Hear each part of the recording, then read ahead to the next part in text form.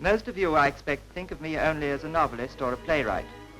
But today I'm acting as the spokesman for a great industry. I'm speaking to all those men and women throughout Great Britain who in so many ways and so many places are playing parts which are of vital importance to the great industry whose headquarters are at Dagenham.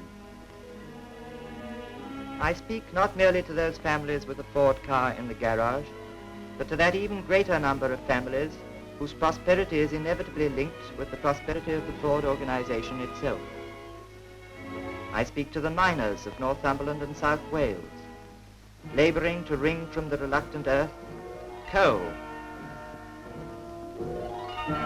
from whose heat shall emerge steel, on which rests the whole burden of this streamlined age, on whose strength depends the life of every Ford.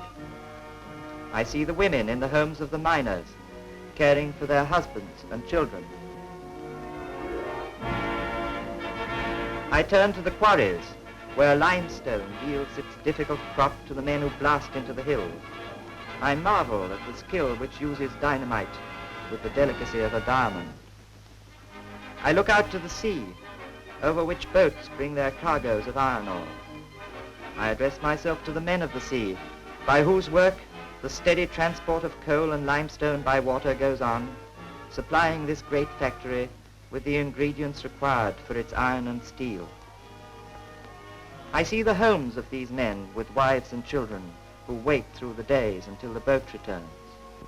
I travel to Lancashire, where the cotton looms are roaring and the bobbins are spinning and the pulley belts are straining in the service of cotton.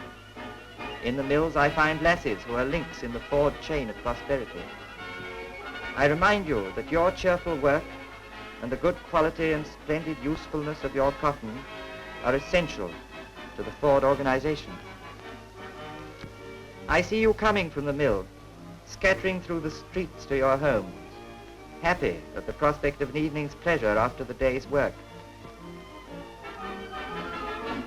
In the workshops of the plastic industries, I seek those ingenious men constantly aware of the infinite possibilities of their new medium, molding parts for use in the Ford car. I go to the country and note how rapidly agriculture is being mechanized, a significant development in the world of today. These workers, too, benefit from the Ford organization.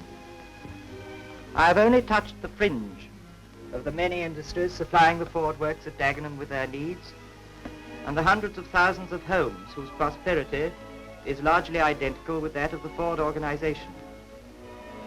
To all those others unmentioned here, throughout the length and breadth of this land, to all those who do a daily job in the service of these huge works, I say, your interests and the Ford interest are one.